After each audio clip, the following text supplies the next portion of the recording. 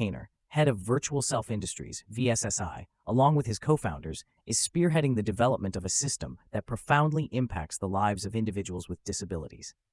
This system allows people, known as operators, to control androids through neural impulses from their brains. These androids, called surrogates, transmit all sensory experiences back to their operators, enabling those with mobility issues to live vibrant lives through their robotic counterparts. 7 years after the project's inception, robots are found to be beneficial in various aspects of life, from peacekeeping to daily tasks. The widespread use of robots has led to significant reductions in mortality rates, epidemics, and crime, allowing Americans to live their ideal lives from the comfort of their homes. Despite these benefits, a small faction, about 2% of the population, strongly opposes androids. 3 years before the official launch of surrogates, these dissenters, known as dread colonies, began organizing large-scale protests. This group of people lives in seclusion, distanced from the soulless, artificial world. Like any rebellious faction, they have a leader guiding their fight for a genuine future, known as the Prophet. On the day of the presentation, the corporation launches an advertising campaign promoting that anyone can choose an artificial prototype with any gender, nationality, or appearance, regardless of their natural origins. One evening, a young man is driving in a luxury car, chatting with his father on the phone. He thanks his father for allowing him a break from exams to enjoy a lavish opera. However, after ending the call, he tells his driver, Armando, that their plans have changed. Instead of the opera house, they're heading to a nightclub.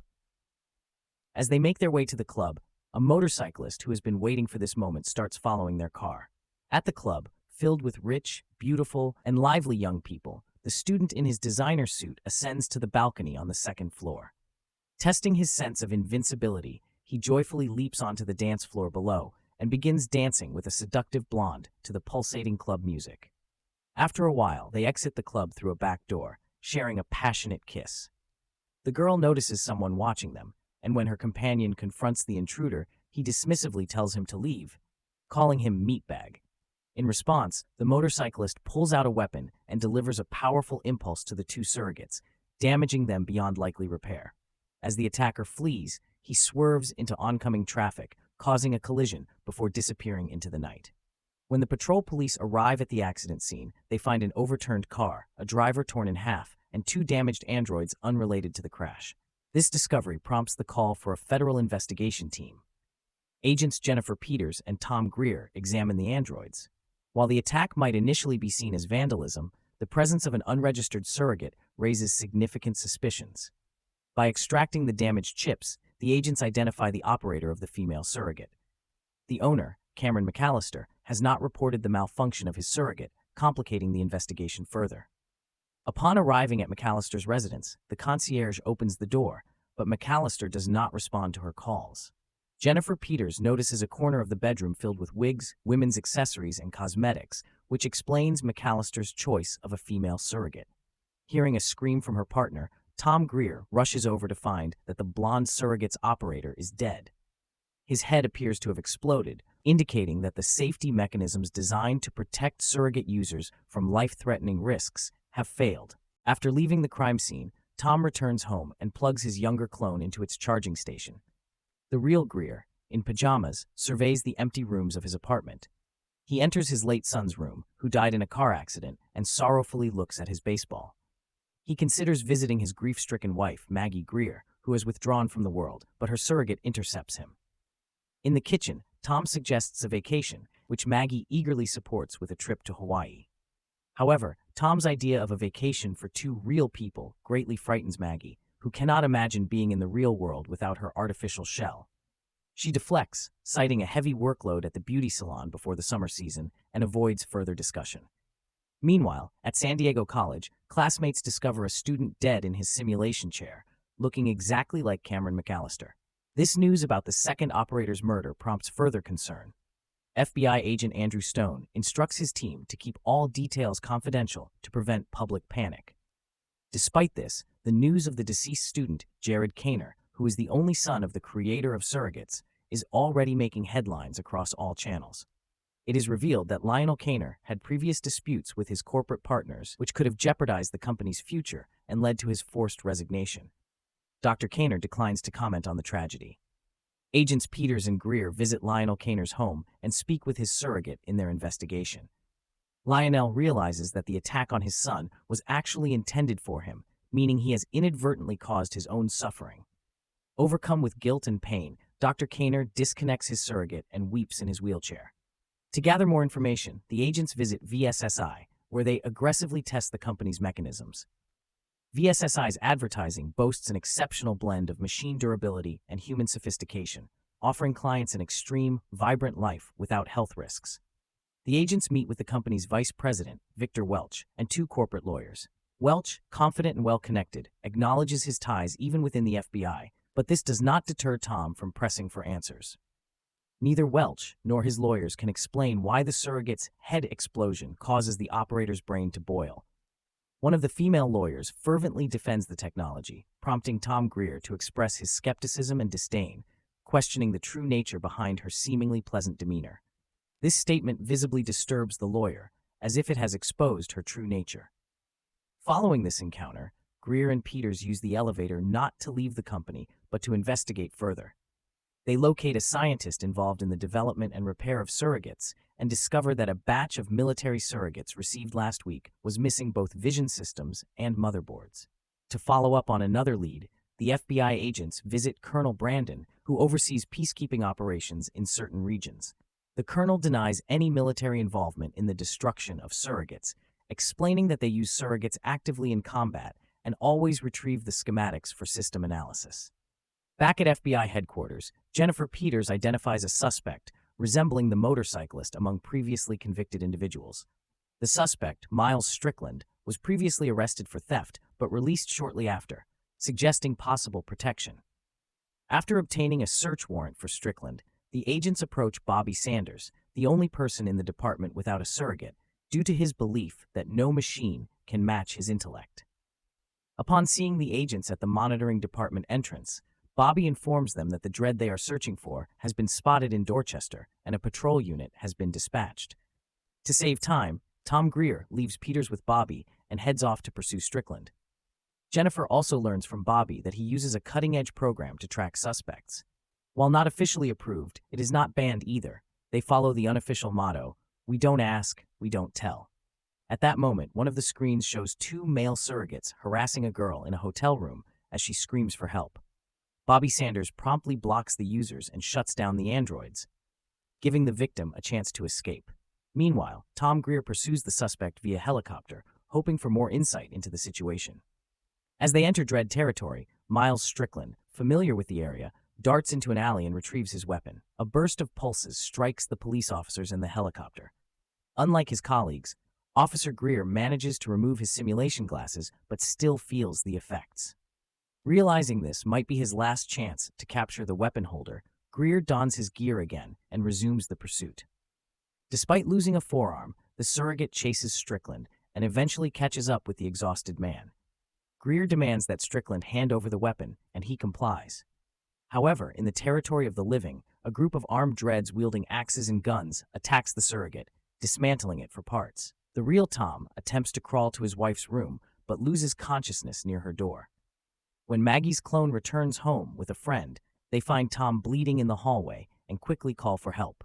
The next morning, the FBI helicopter crashes in Dread territory. The Prophet declares this a blatant violation of territorial integrity, signaling a forthcoming revolution. The Prophet then locates Strickland and tries to learn who is orchestrating the destruction of surrogates, but Strickland reveals he has never seen the client in person. Meanwhile, FBI agent Andrew Stone visits his subordinate. Tom is in the hospital when he learns that he miraculously survived the incident. However, he won't be assigned a new surrogate or ID until the investigation concludes. Jennifer Peters is also sidelined, accused of failing to protect her partner from a serious error. Despite the ban, Officer Greer meets with Peters and tells her that he plans to see the case through. As they walk down the street, Tom is unsettled by the noise of cars and the large crowd, shaken by the trauma. To address this, Peters takes Tom to a store to get a new surrogate, but he declines, stating that he plans to enter Dread territory and believes a robot won't be of any help. Greer passes through the checkpoint in the reservation and witnesses Miles Strickland's body being burned on a large funeral pyre, while the Prophet reads final words of thanks for his deeds on Earth. After the ceremony, Greer seeks out the Prophet, but is met with physical assaults from the Prophet's henchmen.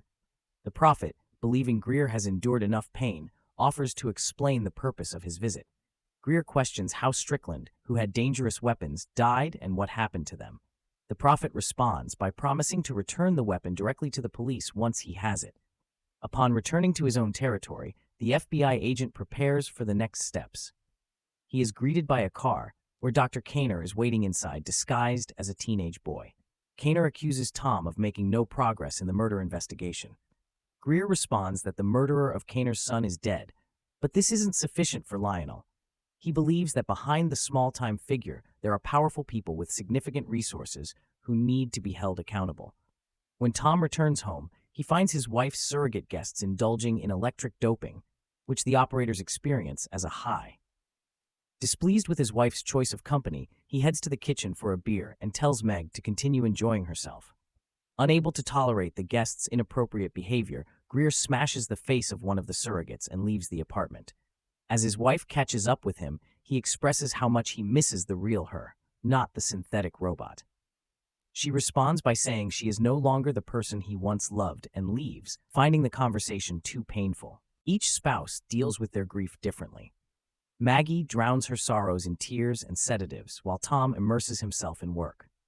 At headquarters, Tom discovers that the Pentagon had initially signed a contract with VSSI for weapon development, but then unexpectedly terminated it. That night, an unknown android breaks into Agent Peters' home, checks her surrogate's records, destroys the operator, and connects a new user to the agent's surrogate. The next day, Tom visits Colonel Brandon to inquire about the Pentagon contracts, offering to reveal the weapon's location in return. He learns that VSSI had received a military request for a weapon designed to penetrate a robot's central control and neutralize the enemy. Unfortunately, the virus intended for this purpose also compromised operator protection, leading to fatal outcomes. Tom Greer informs Colonel Brandon that the final piece of nanoweaponry is hidden within human territory, prompting the colonel to prepare for its retrieval. Meanwhile, the Prophet entrusts a briefcase containing the weapon to his followers, instructing them to personally deliver it to FBI agent Jennifer Peters. Feeling remorseful about his strained relationship, Tom visits his wife at her beauty salon. He confesses that he can't eat or sleep without her and that he misses her deeply. He asks if she still remembers their son and tries to reassure her of her beauty and his love for her. However, Maggie's surrogate interrupts the conversation, dismissing it as pointless. As the military arrives at the human reservation, the Prophet uses radio channels to call upon everyone to arm themselves, declaring that the time has come. However, the military is forced to kill the Prophet, only to discover that he too was a surrogate. This revelation shocks the colonel, with Lionel Kaner witnessing the scene remotely from his home. Later, Agent Tom Greer learns from Peters that Mill Strickland had been working for the FBI for 1.5 years, implying that Chief Stone is hiding something. Playing along, Greer sneaks into Andrew Stone's office and confronts him about why he handed over the weapon that killed so many innocent people. Stone tries to dismiss Tom as crazy and attempts to make a call, but Tom manages to disable his surrogate by inserting a knife into its operating system, causing it to short-circuit. Seizing the opportunity, Tom uses Stone's facial scan to access his computer, downloading the necessary data and passwords. Before the FBI chief's operator can alert the duty officer to detain him, Tom escapes, uploading all the passwords onto a flash drive in Peters' car. As the upload completes, Peters takes the weapon and the passwords, then calls the police to report that Agent Greer has been in an accident before jumping out of the moving car. Despite Tom's attempts to catch and stop her, she escapes using her inhuman abilities. Distracted, Tom veers into oncoming traffic and crashes into a store window. He manages to hide before operatives arrive and later escapes. Meanwhile, Jennifer Peters begins hacking into the surrogate system. Greer urgently calls Bobby, who manages to answer just in time and warns Tom about Peters' actions in the server room. As Bobby bombards Jennifer with questions, the repaired Andrew Stone enters the department and sees her aiming a gun at Bobby. He tries to calm her down, but she unexpectedly asks how much the corporation's enemies paid him to kill his own son. Realizing it's Kaner speaking through her, Stone responds that all he wanted was for surrogates to continue existing and living like humans. Smirking at the absurdity, the surrogate Jennifer moves the gun away from Bobby and in the same moment aims a viral emitter at Stone, killing both the mechanism and the operator. Hearing the dialogue, Tom arrives at Kaner's mansion and discovers a hidden room. He examines numerous surrogates standing on charge, including 2 prophets, a young man, and even the one who shot Agent Peters. Walking through the corridors at night, Tom uncovers the dark secrets hidden within the mansion. Greer comes face to face with Lionel Kaner, the elderly creator of all surrogates in the world. Lionel points a small revolver at the FBI agent, fully prepared to shoot if necessary. "I changed the course of human history when I invented surrogates," Lionel declares. "Now I'm going to change it back." Tom reminds him that this act won't bring his son back, but Lionel is determined that his son's death will not be in vain. He wants to heal the people who died while connected to the machines, even if it means killing everyone along with the robots. Lionel believes that greedy individuals turned a sincere human dream into banal commerce.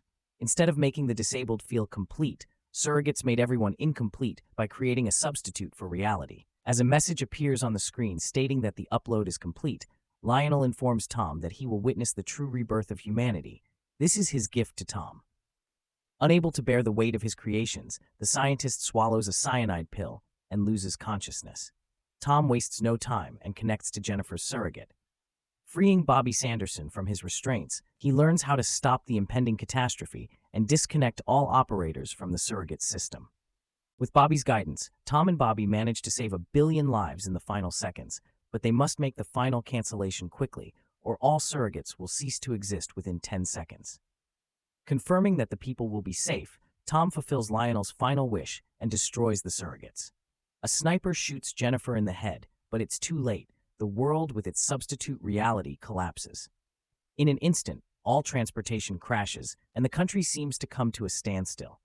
Soon, living people begin to emerge onto the streets, disheveled, unwashed, overweight, and in their pajamas. They resemble moles emerging from their burrows, or more fittingly, zombies.